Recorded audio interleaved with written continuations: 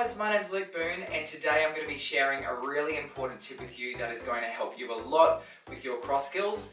Now it doesn't matter whether your cross skills are on the ground or they're in the air in a multiple underskill or it's coming out of a power. All I know is that if you do this, it's definitely going to help with your technique and it's going to make you look like a much cleaner skipper as well. Now I'm going to start off with a few examples just so you can see exactly what it is that I'm talking about. With any cross skill, doesn't matter whether it's in front of our body, under our leg, it could be behind our back, it could be one arm behind our back and one arm under a leg. However you're crossing, it's really important that you have distance between your arms and your body. Okay?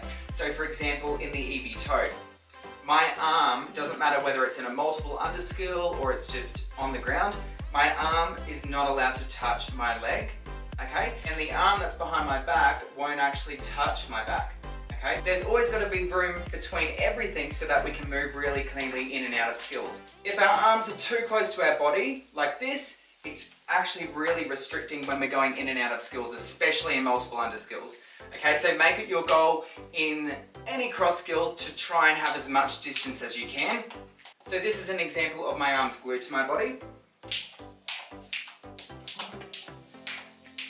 Although the rope's still going around, it's still much more difficult to go in and out of the skills, and it'll also be a lot more difficult to transition into another skill.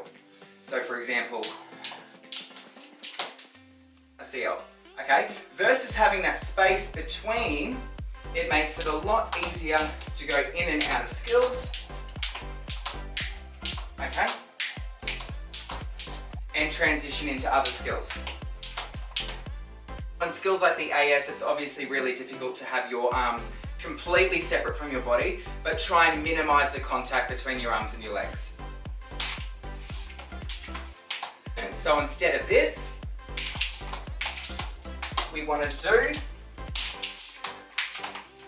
also in skills like the AS and the TS, not only do we want to minimize the space between our arms and body, but we also want to have distance between both of our arms so that, say for example, we're switching, we can switch our arms into different skills cleaner, okay? So for an example, this is when my arms are touching, okay?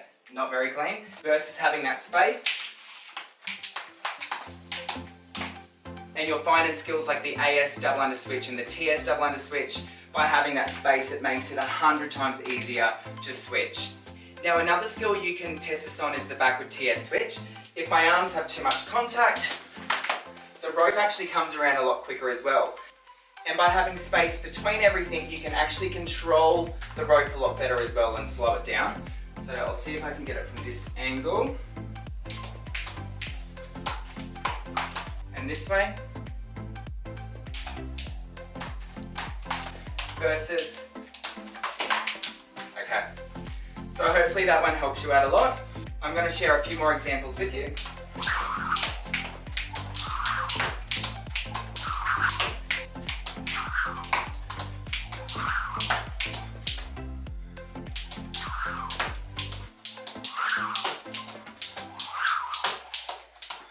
So with all the skills I did then, I didn't really have any contact with each arm and my arms were disconnected from my body. So I'll try and do them again facing this way.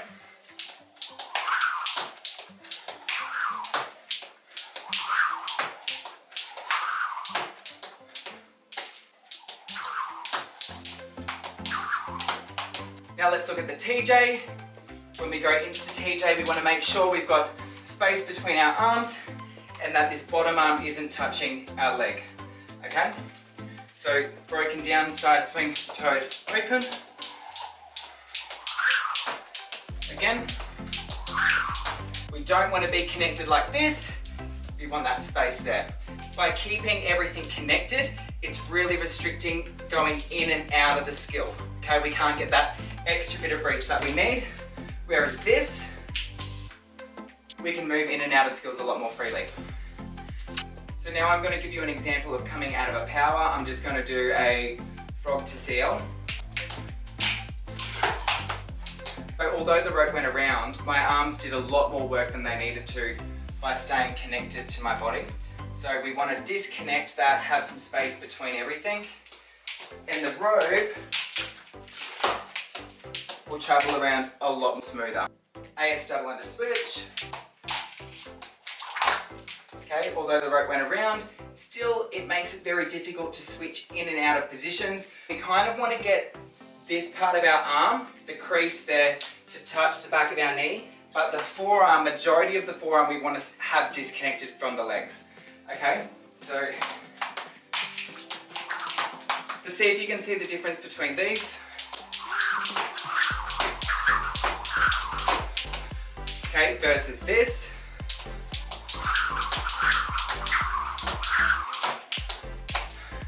And even then, I touched a little bit on the inverse. Here, that's totally fine, but majority of the forearm is what needs to stay disconnected from the body. And also, we don't want those arms touching in any of the cross skills as well. And you'll find that if you apply this tip to much higher level skills, it's just going to feel so much easier to switch in and out of those cross skills. So I'll give you another example. I'm going to do a backward triple TS switch. So the first one I'll do with my hands staying really connected. Okay, versus having that space between. Okay, there was still a little bit of contact, but I did minimize it so much more than the first time I did it. So you'll notice in this skill, my arms don't have any contact with my body. Okay, versus this.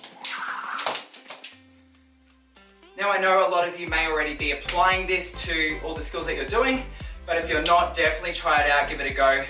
It's really going to help, especially in those more restricted skills. Good luck and have fun.